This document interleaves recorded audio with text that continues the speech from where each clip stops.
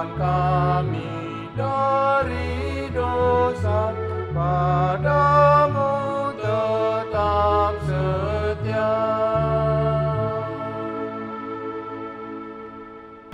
Kita berdoa. Damai sejahtera Allah yang melampaui segala akal, itulah kiranya yang memelihara hati dan pikiran saudara-saudara di dalam Kristus Yesus Tuhan kita. Amin. Oras madita saluhuna damang dainang nahina holonga di bagasan Kristus Yesus, macelas doroha, bodo pehita sadarion pajupang, marhite parmingguan secara online. Sude ala pasu-pasu ni debatado, natoktong mga lehod di hita o sa hanguluan, gogo lumobi ng lasneroha. Boydo pehita sa darion, mamuji, jala tumangihon hata ni debata, dagabi bohal di parngolwota. Sonari, tabigi mahata ni debata dagabi turpuk jamita di parsaurata di minggu ni maminggu Pentakosta. Atar surat di Yohanes bidu 10 ayat 4b sampai dengan ayat yang ke-15. Yohanes 16 ayat 4b sampai dengan ayat yang ke-15. Saya bacakan untuk kita. Mari dengarkan bersama-sama. Pekerjaan penghibur. Hal ini tidak kukatakan kepadamu dari semula, karena selama ini aku masih bersama-sama dengan kamu. Tetapi sekarang aku pergi kepada Dia yang telah mengutus aku, dan tiada seorang pun di antara kamu yang bertanya kepadaku, "Kemana engkau pergi?"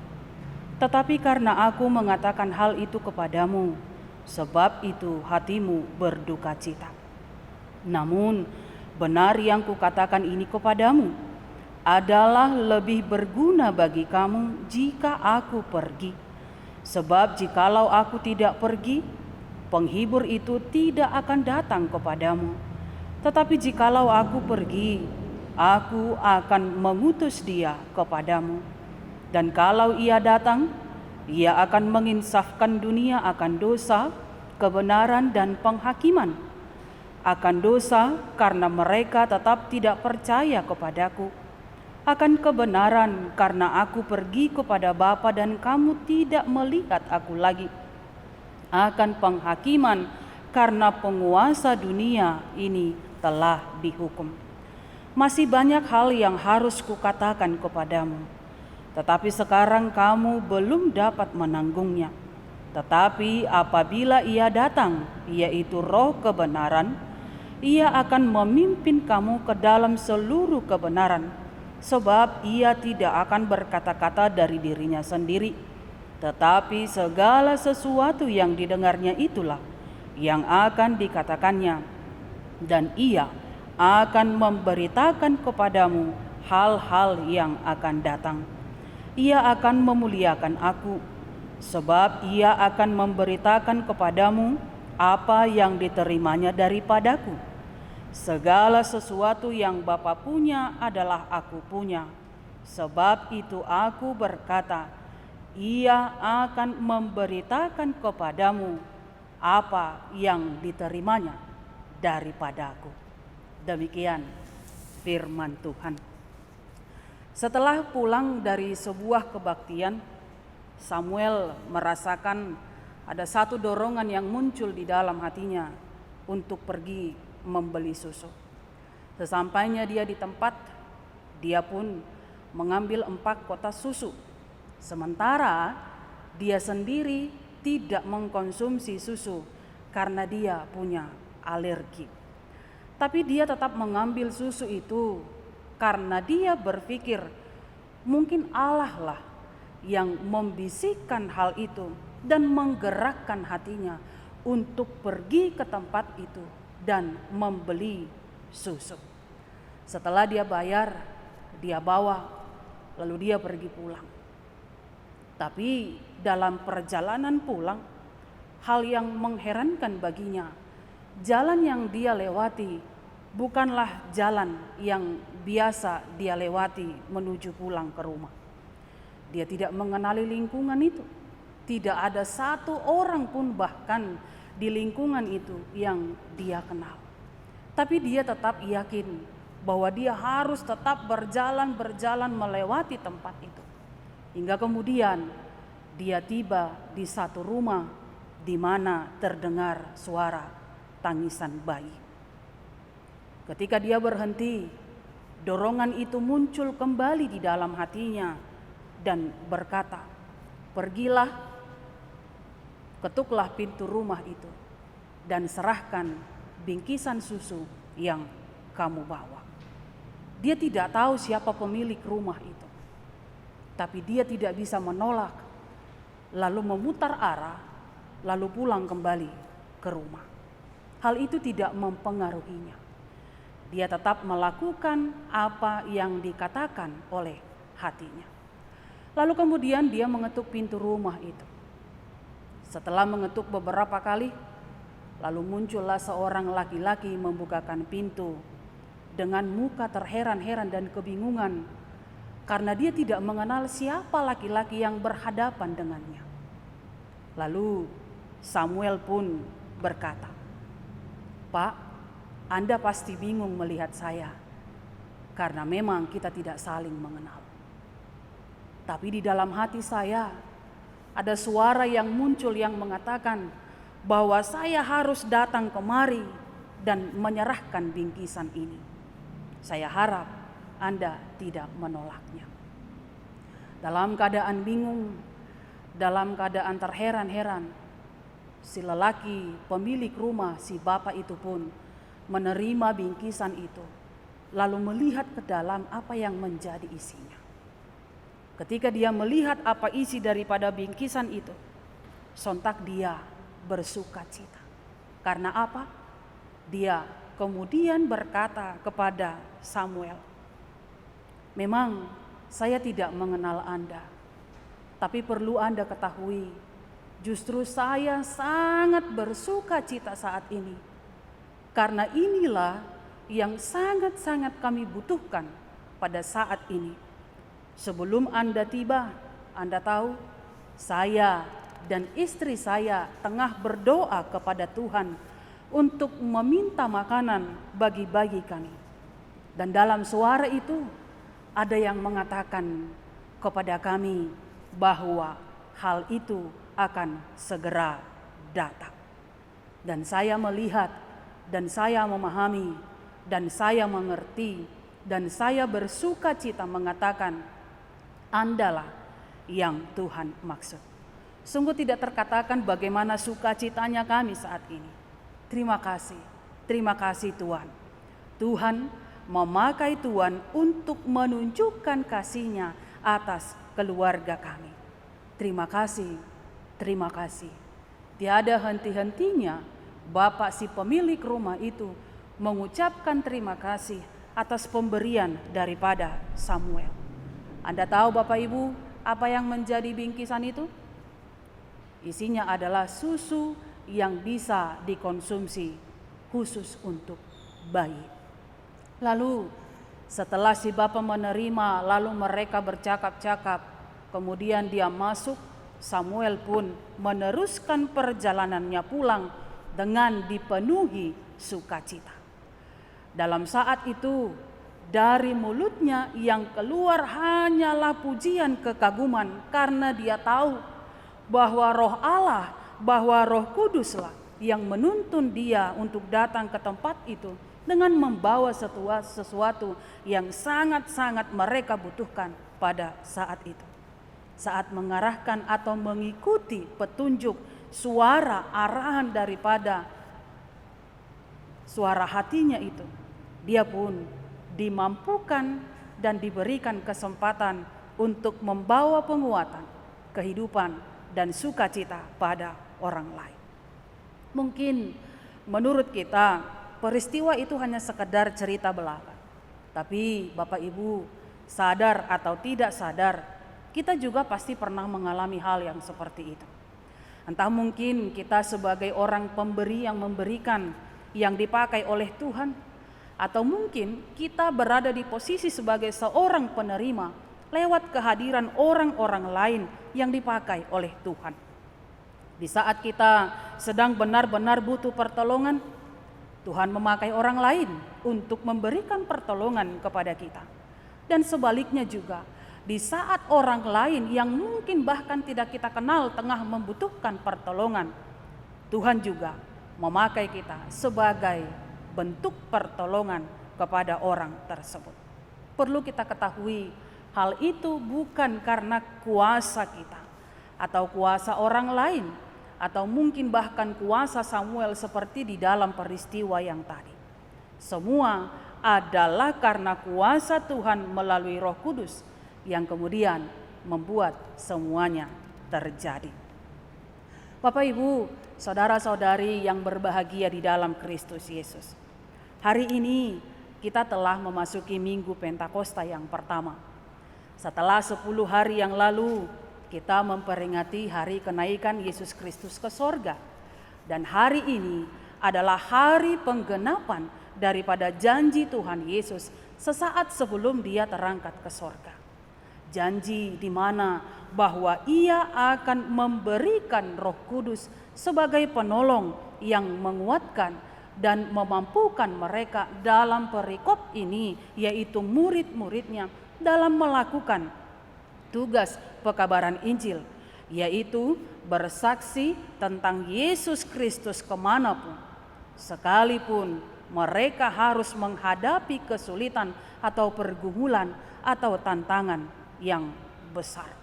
Hal itu memampukan mereka, menguatkan mereka, hingga kemudian bertambah-tambah jumlah orang yang percaya. Kehadiran Roh Kudus membukakan jalan bagi mereka untuk tetap setia walaupun harus mengalami masa sukar. Benarlah yang dikatakan dalam penggalan lagu rohani, dikatakan demikian, bahwa tiada yang mustahil dan tiada yang sukar bagi orang percaya bila Roh Allah turut bekerja di antara kita. Sebagaimana kita ketahui, Roh Kudus adalah satu bagian yang sangat penting dalam kehidupan kita sebagai pengikut Kristus. Dia adalah Roh Allah yang memimpin kehidupan kita sebagai orang yang percaya. Kita bisa berkumpul sebagai orang percaya juga adalah karena karya Roh Kudus. Kelihatan sungguh besar benar peran Roh Kudus dalam kehidupan semua orang percaya. Roh Kudus jugalah yang memberikan pengenalan yang benar dan mendalam tentang siapa itu Yesus kepada murid-muridnya hingga kepada kita pada hari ini. Sebagaimana dikatakan dalam 1 Korintus 12 ayat 3, tidak ada seorang pun yang dapat mengaku Yesus adalah Tuhan selain dari pekerjaan Roh Kudus. Tidak ada seorang pun yang dapat mengaku Yesus adalah Tuhan selain dari pekerjaan Roh Kudus. Roh Kudus itu adalah pribadi Allah yang sangat istimewa. Kehadirannya dalam kehidupan setiap orang percaya selalu memampukan untuk memahami apa maksud Allah dalam kehidupannya dan memberikan pengetahuan tentang segala hal yang senantiasa mampu menyenangkan hati Allah untuk dikerjakan setiap orang percaya selama nafas kehidupannya. Dalam artian, Roh Kudus menuntun setiap orang percaya untuk menjadikan hidupnya menjadi kemuliaan bagi nama Tuhan. Sebenarnya banyak nama yang bisa disematkan untuk nama Roh Kudus.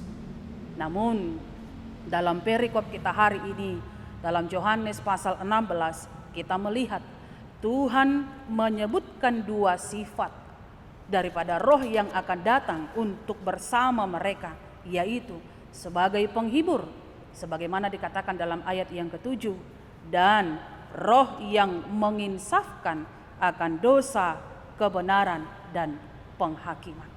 Mari kita ulas satu persatu apa yang menjadi pekerjaan ketika dikatakan Roh Kudus itu sebagai penghibur dan Roh Kudus itu bertugas untuk menginsafkan dunia. Yang pertama, roh penghibur.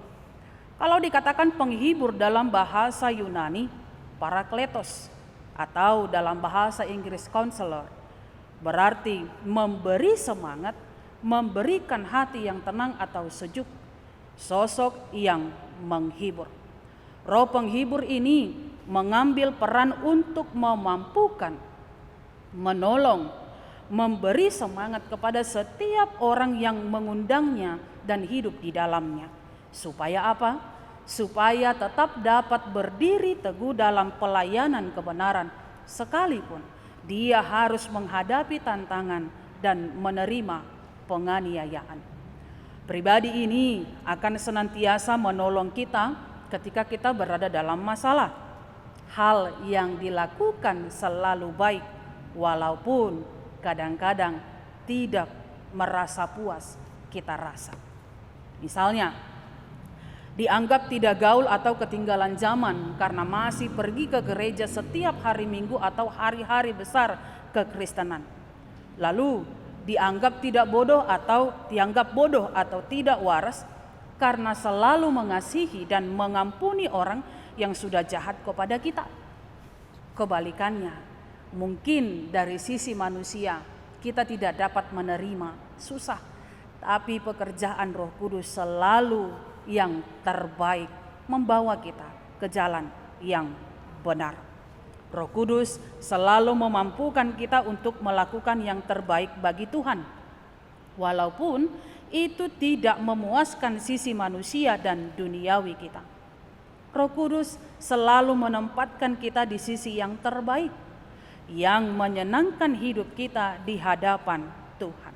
Ingatlah, Roh Kudus dalam diri orang percaya selalu memampukan untuk meneruskan pelayanan Kristus di dunia.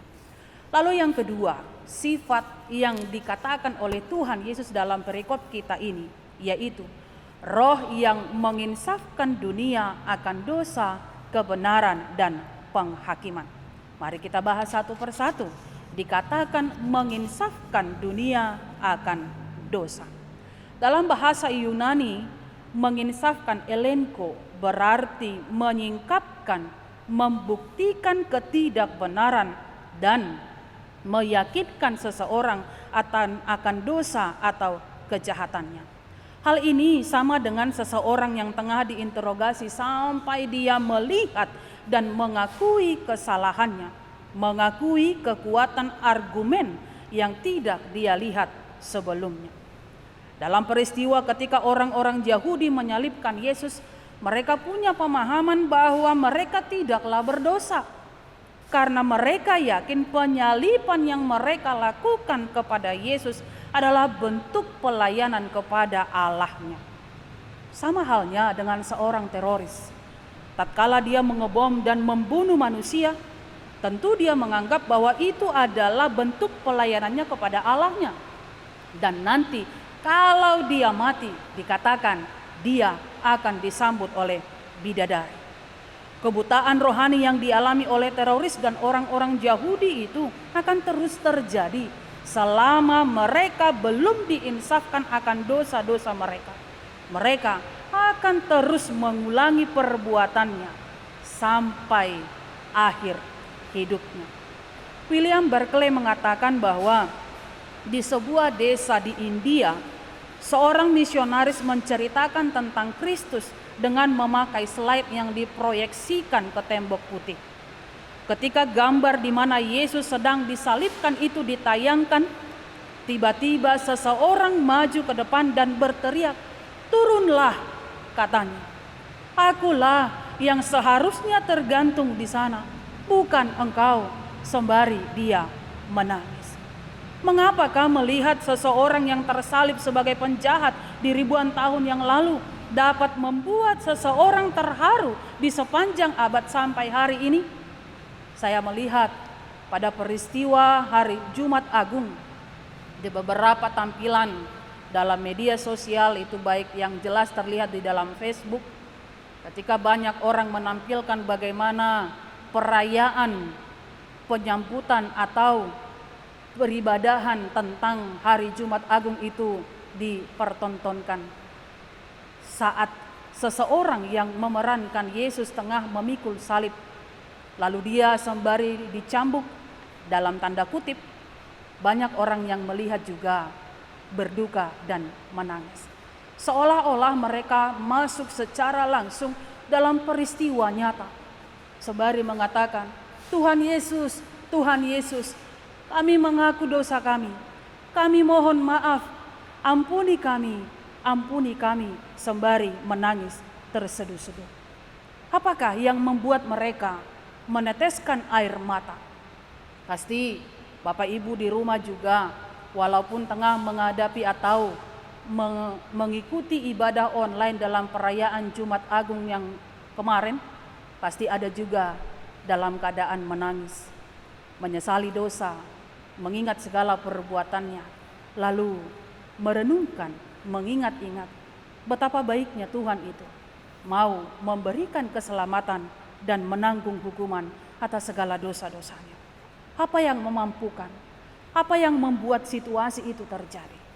Itulah pekerjaan Roh Kudus. Roh Kuduslah yang menciptakan, yang memunculkan pertobatan, pengakuan, penyesalan di dalam hati setiap orang yang percaya kepada Kristus. Insaf akan dosa sebagai hasil dari karya Roh Kudus adalah sebuah pertobatan sejati. Namun ternyata Bapak Ibu, dikatakan ada juga pertobatan yang bukan merupakan karya Roh Kudus. Misalnya, Firaun ketika pada peristiwa pelepasan atau penyelamatan bangsa Israel dari perbudakan Mesir dibawa ke pemimpinannya, bukankah Firaun juga berpura-pura dia menyesali kejahatannya, berpura-pura dia mengaku bahwa dia ingin berubah, bahwa dia ingin bertobat, berjanji bahwa dia akan melepaskan bangsa Israel dari kungkungannya. Mari lihat, ketika di dalam tulah ketujuh hujan es, dia memperlihatkan sikap seolah-olah menyesal. Ketika dia berkata kepada Musa, "Aku telah berdosa kali ini, Tuhan itu yang benar, tetapi aku dan rakyatkulah yang bersalah. Berdoalah kepada Tuhan, guru yang sangat dahsyat, dan hujan es itu sudah cukup. Maka aku akan membiarkan kamu pergi. Tidak usah kamu tinggal lebih lama lagi." Bisa kita lihat dalam Keluaran 9. Tapi apa yang terjadi Bapak Ibu? Setelah hujan es itu berhenti, dia mengingkari apa yang menjadi janjinya. Dia mengingkari apa yang menjadi pengakuannya. Kejahatannya, kelicikannya muncul kembali. Sekali lagi dia menolak mengeluarkan atau memberi izin bangsa Israel meninggalkan Mesir. Lalu kemudian setelah ke-10 tulah itu terjadi secara keseluruhan, dia pun menyerah. Tapi lagi-lagi di situ juga diperlihatkan bahwa penyerahan diri, pengakuannya, penyesalannya itu hanyalah akal bulusnya, supaya segala sesuatu berhenti dan berakhir, karena hal itu begitu menyakitkan bagi dirinya dan bagi bangsanya. Hal itu terlihat ketika bangsa Israel perlahan-lahan mulai berjalan. Firaun pun kemudian menyuruh serdadunya untuk menangkap mereka kembali. Hal itu memperlihatkan bahwa penyesalan yang dia punya hanyalah palsu belaka.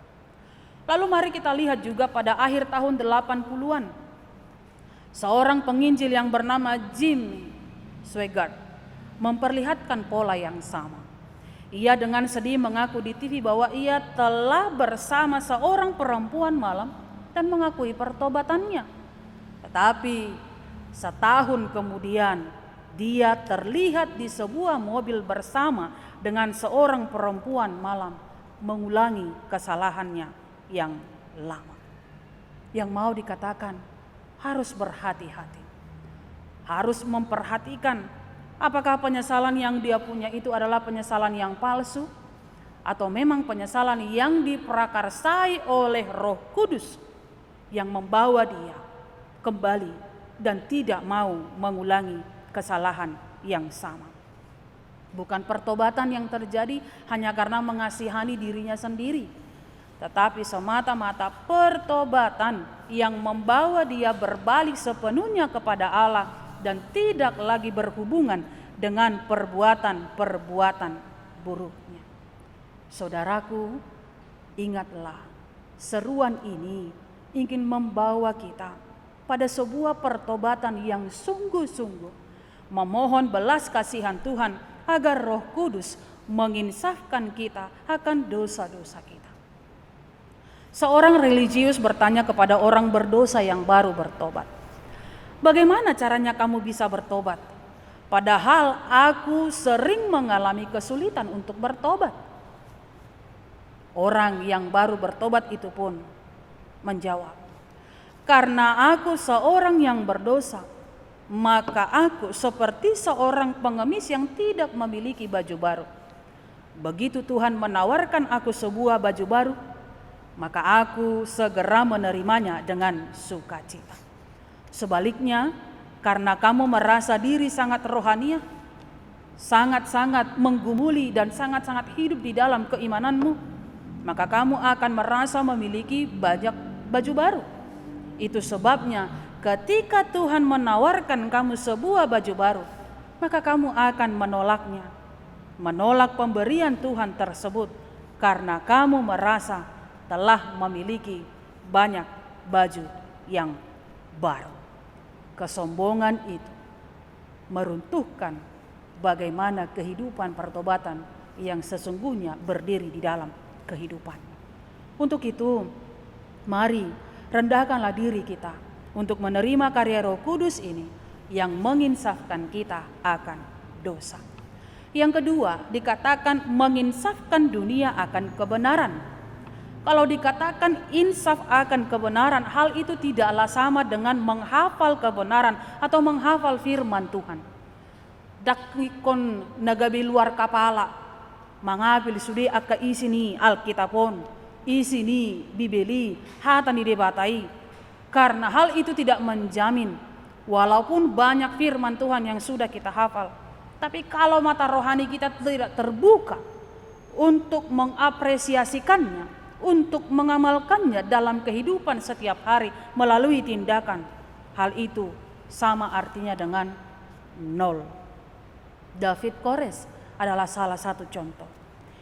Pada tahun 90-an dia begitu terkenal, dia dikenal sangat luar biasa dan bahkan sering tampil di depan banyak orang karena dia memiliki begitu banyak pengikut dan dia mengklaim dirinya adalah Mesias. Pengikut-pengikutnya sangat takut kepada Kores. Mereka percaya bahwa Kores mengetahui rahasia Allah dan dia sangat-sangat hafal dengan isi Alkitab. Namun, saudara tahu bagaimana kehidupannya? Dia melakukan perbuatan terlarang dengan istri-istri pengikut-pengikutnya dan dengan pengikut-pengikutnya sendiri. Bahkan yang paling mengherankan, yang paling memilukan adalah ketika dia dengan tega, tanpa ada sifat manusianya, tanpa ada perasaan ibanya, tega membakar para pengikutnya secara hidup-hidup di sebuah taman pertanian di daerah Texas. Ada 90 orang yang menjadi korban karena keserakahannya, karena pertobatan palsunya, karena kehebatan berbicara atau bersilat lidah, tetapi nol di dalam perbuatan. Namun yang mengherankan lagi, walaupun demikian tindakannya, para pengikutnya tetap percaya bahwa dia adalah utusan Allah. Benar-benar dibutakan oleh sosok orang yang pandai berbicara, pandai berpidato, pandai berkhotbah, tapi tidak mampu mereka melihat bagaimana wujud nyata bicaranya, khotbahnya, pidatonya, firman Tuhan yang ditaburkan dengan kehidupan yang sebenarnya. Kebenaran-kebenaran Alkitab yang dia hafal, tapi tidak mampu membuktikan insaf akan isinya. Berbeda dengan yang ditunjukkan oleh Johann Heinrich von Dannecker yang dulunya dikenal sebagai pemahat patung dewa-dewa Yunani. Namun di satu waktu, Dannecker insaf dan ingin mencurahkan seluruh tenaga, seluruh kemampuan keahliannya untuk memahat patung Kristus. Hingga di satu waktu Napoleon Bonaparte meminta dia untuk memahat patung Dewa Venus. Saudara tahu apa yang menjadi jawabannya? Dia berkata kepada Napoleon, tangan yang pernah memahat Kristus ini, patung Kristus ini, tidak dapat lagi untuk membuat pahatan dewa kafir. Tangan yang sudah pernah memahat patung Kristus ini tidak mungkin dapat lagi dipakai untuk memahat atau membuat patung pahatan dewa kafir. Di dalam peristiwa itu, Dannecker menunjukkan bagaimana arti insaf yang sebenarnya. Dia yang dulu sering berbuat dosa, kemudian dia sadar dan menyerahkan dirinya sepenuhnya kepada Tuhan, memperlihatkan arti insaf yang sebenarnya. Yang ketiga dikatakan, menginsafkan dunia akan penghakiman. Saudaraku, selama kita hidup di dalam dunia, kita akan terus bergumul dan berperang melawan kuasa kejahatan. Tetapi suatu saat, kuasa kejahatan itu akan dihentikan secara total karena kuasanya telah dikalahkan. Ini merupakan satu kalimat penghiburan kepada kita. Kalimat penghiburan pada waktu kita tengah berada dalam peperangan rohani yang bertujuan untuk membuat kita supaya jangan merasa penat, jangan merasa letih lalu menyerah karena pergumulan yang tidak habis-habisnya. Mungkin saudara kita pernah di satu masa mengatakan, aku menyerah Tuhan. Kesulitan, tantangan, pergumulan ini, apapun itu bentuknya yang tengah kita hadapi, saya sungguh tidak mampu memikul. Saya sungguh tidak mampu menghadapinya. Terlalu berat tantangan ini. Menunjukkan keputusasaan, kehilangan pengharapan, seolah-olah tidak percaya. Tuhan tengah bekerja di dalam kesulitan itu. Tuhan tengah bekerja di dalam tantangan itu, pergumulan itu, duka cita itu. Merajut segala bahagia, segala yang terbaik bagi umat yang selalu setia kepadanya. Kita tahu bahwa suatu saat kuasa iblis, kuasa kegelapan itu akan dihentikan secara sempurna. Dan itu tidak akan selamanya menyeliputi kehidupan kita. Sebab terang itu akan selalu datang pada waktunya. Hingga tidak ada satupun celah yang tidak disinari oleh terang. Maka kalimat penghakiman yang dikatakan di sini adalah suatu kalimat penghiburan. Penghakiman di sini adalah penghakiman atas kuasa jahat dan bukan penghakiman bagi orang percaya. Karena orang yang percaya tidak akan dihakimi lagi, melainkan mereka akan dibenarkan. Atas semua kejahatan atau pelanggaran sebelum tiba pada penghakiman yang terakhir, ada juga beberapa penghakiman atau lebih tepatnya hukuman atau pengasingan yang dapat kita lihat selama di dunia. Ada yang disebut dengan penghakiman masyarakat atau pengasingan, seperti yang terjadi di tahun 2018 itu kalau tidak salah di daerah Medan, ketika jenazah seorang pelaku bom bunuh diri di markas Polrestabes Medan ditolak oleh keluarga dan masyarakat sekitar untuk dimakamkan di daerah tinggal mereka karena kejahatan yang dia lakukan. Tidak ada yang mampu menerima karena mereka menganggap itu sangat mencemarkan keluarga, mencemarkan kampung mereka, mencemarkan lingkungan itu. Orang yang berbuat dosa terlalu hebat mendapatkan celaan yang besar dari masyarakat. Selain itu, ada juga penghakiman pemerintah dan juga penghakiman hati nurani. Namun, walaupun manusia bisa melihat semua bentuk penghakiman itu, tapi manusia seringkali tetap tidak insaf akan datangnya kelak hari penghakiman Allah. Sehingga hingga hari ini, manusia kita, walaupun sudah percaya, walaupun sudah menerima pertobatan, walaupun berulang kali menerima mendengarkan firman Tuhan, membaca firman Tuhan, bahkan sudah sampai hafal lalu mengikuti perjamuan kudus, mengikuti acara-acara ibadah, pelayanan, pujian kepada Tuhan lainnya. Tetapi seakan-akan perbuatan dosa itu, perbuatan gelap itu sangat-sangat susah untuk benar-benar kita lepaskan dari kehidupan kita.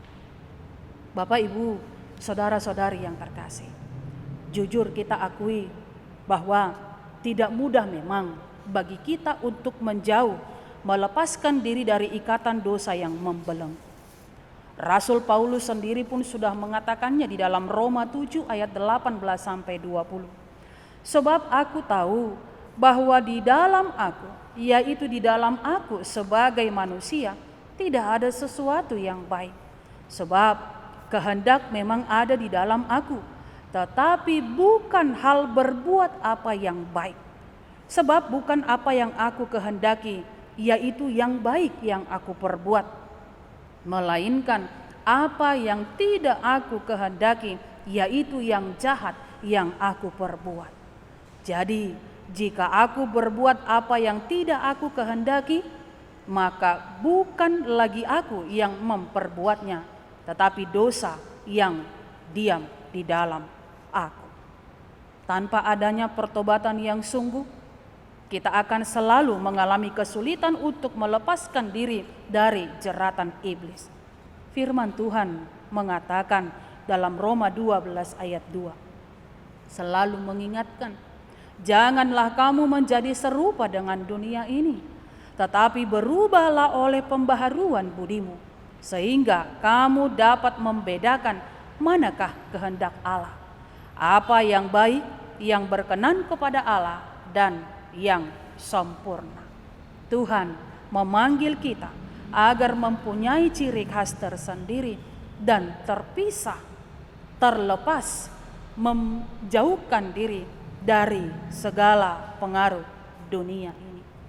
Hiduplah dalam kebenaran Kristus dan saksikanlah itu di dalam kehidupan kita. Jangan menyerah atau putus asa. Ingatlah, Tuhan sangat mengasihi kita dan mencurahkan Roh Kudus-Nya sebagai sumber penghibur, penguatan, dan menginsafkan kita dari dosa, sehingga kita bukan lagi hidup oleh daging atau hawa nafsu dunia, tetapi hidup dalam roh kebenaran Allah. Kiranya roh Allah beserta kita senantiasa. Selamat merayakan Pentakosta, bertumbuhlah selalu di dalam roh Tuhan Allah. Amin. Kita berdoa. Terima kasih ya Tuhan Allah yang tidak pernah henti-hentinya mengajak kami, mengingatkan kami, membawa kami pulang dari jalan kesesatan. Hari ini begitu bersyukurnya kami Tuhan, ketika Engkau masih memberikan kami kesempatan untuk mendengarkan firman-Mu yang senantiasa membawa kami pulang, mengingatkan kami akan segala pelanggaran kami, mengingatkan kami akan segala kebaikan Tuhan, mengingatkan kami akan segala yang menjadi kehendak Tuhan yang harus kami kerjakan selama kami masih di dunia ini. Terima kasih Tuhan, kiranya firman yang telah berkumandang di tengah-tengah persekutuan kami senantiasa kami amalkan dalam kehidupan kami, yang memampukan kami melayani Engkau dalam segala aspek kehidupan kami. Terima kasih Tuhan atas limpahan rahmat-Mu dalam hidup kami. Senantiasa setia memelihara kami melalui kekuatan, melalui kesehatan, dan juga melalui sukacita. Tak putus-putusnya kami bersyukur atas penyertaan-Mu dalam hidup kami. Tanpa melihat situasi dan perbuatan kami, Engkau selalu setia menyatakan kasih-Mu. Terima kasih Tuhan. Kami mau berdoa bagi seluruh pelayanan yang tengah berjalan dimanapun saat ini. Kiranya Tuhan memberkati jemaat-Mu dan para penatua, para hamba-Mu yang senantiasa menaburkan firman-Mu, jemaat-Mu yang senantiasa terbuka mata rohaninya untuk setia mendengar, hidup di dalam firman-Mu, lalu pulang mengamalkannya melalui sikap di kehidupan setiap hari. Biarlah kiranya Engkau senantiasa memberikan Roh Kudus-Mu yang menuntun, yang menghibur, yang menolong dan menguatkan mereka untuk setia dalam tugas pelayanan dimanapun mereka berada dan bekerja. Kami juga percaya Tuhan bahwa Engkau selalu melihat dan Engkau selalu mengetahui setiap pergumulan kami dalam keluarga, dalam pelayanan, dalam sekolah maupun kuliah, dalam pekerjaan kami dimanapun, baik juga secara pribadi, baik juga secara rumah tangga atau keluarga. Kami percaya Tuhan senantiasa memberikan kami roh hikmat untuk memampukan kami Tuhan melakukan yang terbaik, tetap melakukan yang terbaik. Tidak kehilangan harapan atau putus asa, tidak menyerah, tetapi tetap berjuang, mencoba menggunakan segala upaya kami, lalu kemudian menyerahkan diri ke dalam tangan-Mu.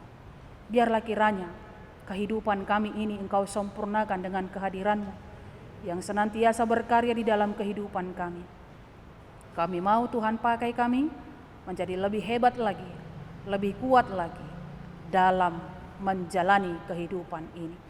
Kami mau berdoa bagi saudara-saudari kami yang saat ini membutuhkan topangan tangan daripada-Mu, oleh karena sakit penyakit, oleh karena pergumulannya, oleh karena bebannya, oleh karena duka cita dikarenakan perpisahan karena kematian. Ya Tuhan kami, Engkaulah sumber penguatan, Engkaulah sumber sukacita kami. Kiranya Tuhan senantiasa memberikan kepada mereka pengharapan yang kuat, mengembalikan semangat juang mereka, supaya mereka tetap di dalam pengharapan dan keyakinan yang teguh bahwa di balik duka cita, di balik pergumulan, di balik kurang sehatnya tubuhnya, Tuhan mempersiapkan yang terbaik, sukacita, pemulihan, dan kekuatan. Terima kasih Tuhan. Kami serahkan kehidupan kami, kehidupan seluruh jemaat dan hamba-hamba-Mu ke dalam tangan-Mu. Mari Tuhan pelihara dan sertai kami dalam perjalanan hidup ini. Hanya di dalam Yesus Kristus kami berdoa. Amin. Bapak, Ibu, saudara-saudari yang terkasih, kita telah mendengarkan firman Tuhan. Sebagai ungkapan rasa syukur kita, mari kita menyerahkan persembahan kita, persembahan 2A dalam mendukung Badan Pekabaran Injil, dan persembahan 2B dalam mendukung dana pembangunan yang harus segera kita tuntaskan dalam waktu yang dekat. Mari kita menyerahkan dengan sukacita, kita bernyanyi.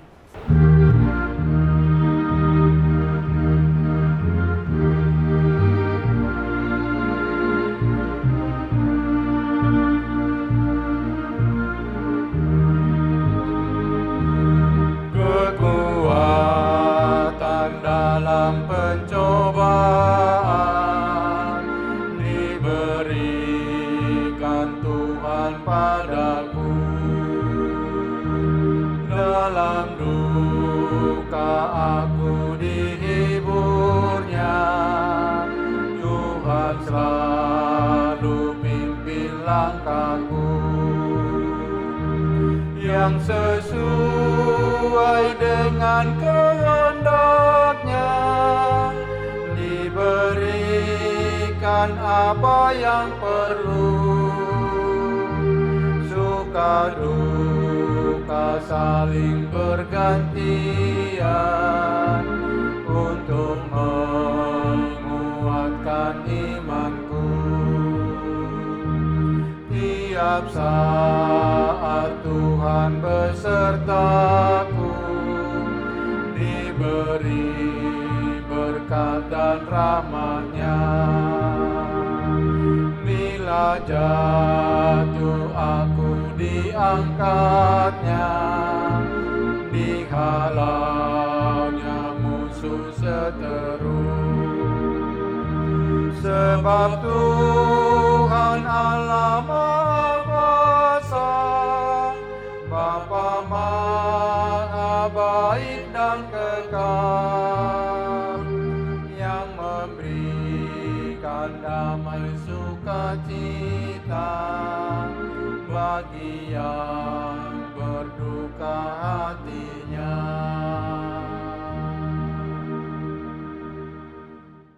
Marilah kita berdoa untuk menyerahkan persembahan kita kepada Tuhan.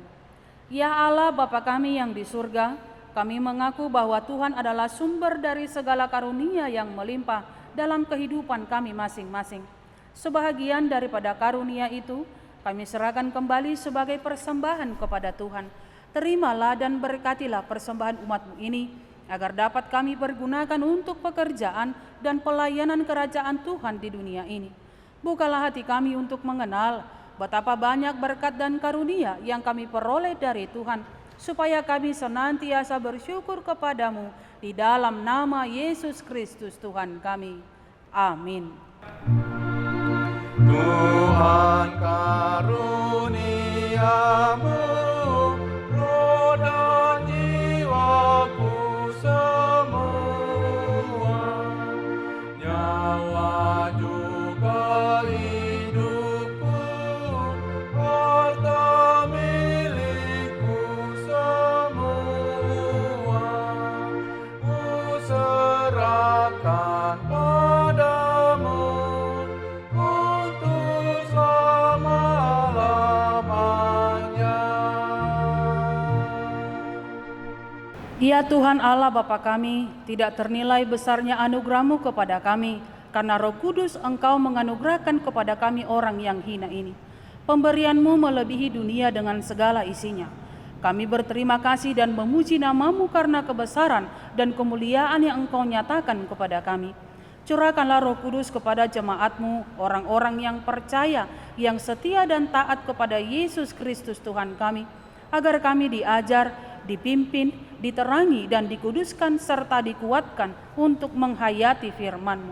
Ya Roh Kudus, persatukanlah jemaat yang Engkau pilih, agar saling menerima dan saling mengasihi selaku anggota tubuh Kristus yang kudus.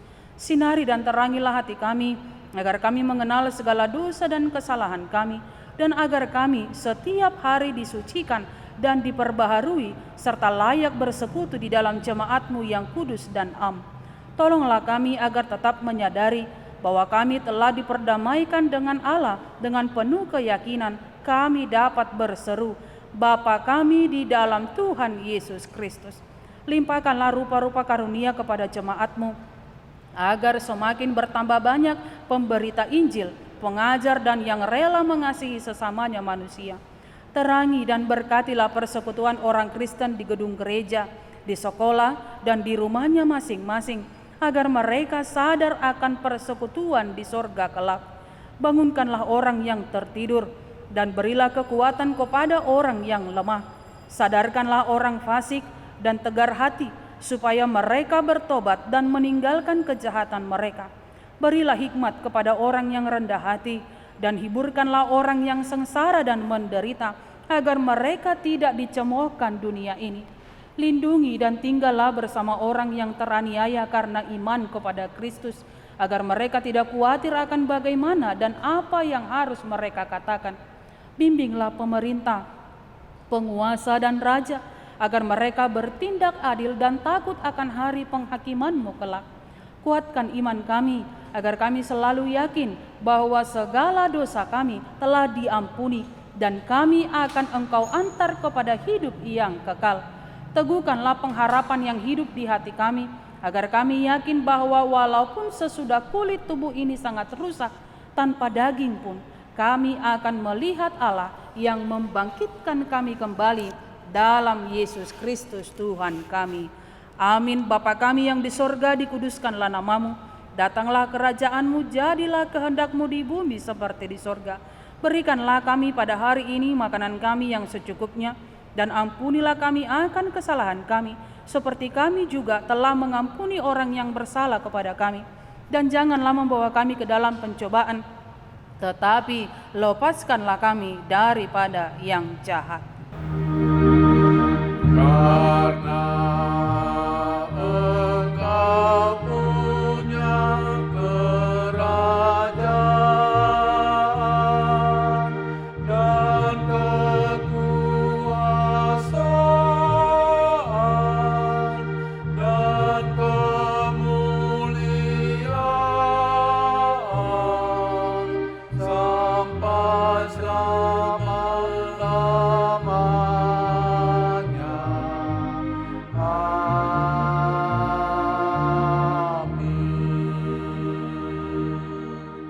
Terimalah berkat Tuhan. Tuhan memberkati engkau dan melindungi engkau. Tuhan menyinari engkau dengan wajah-Nya dan memberi engkau kasih karunia. Tuhan menghadapkan wajah-Nya kepadamu dan memberi engkau damai sejahtera. Amin. Amin. Amin. Amin.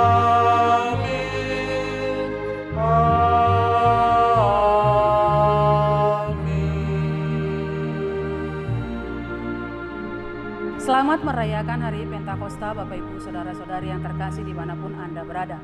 Tetap semangat dalam menjalani hari kehidupanmu dengan tetap memperhatikan protokol kesehatan 5M.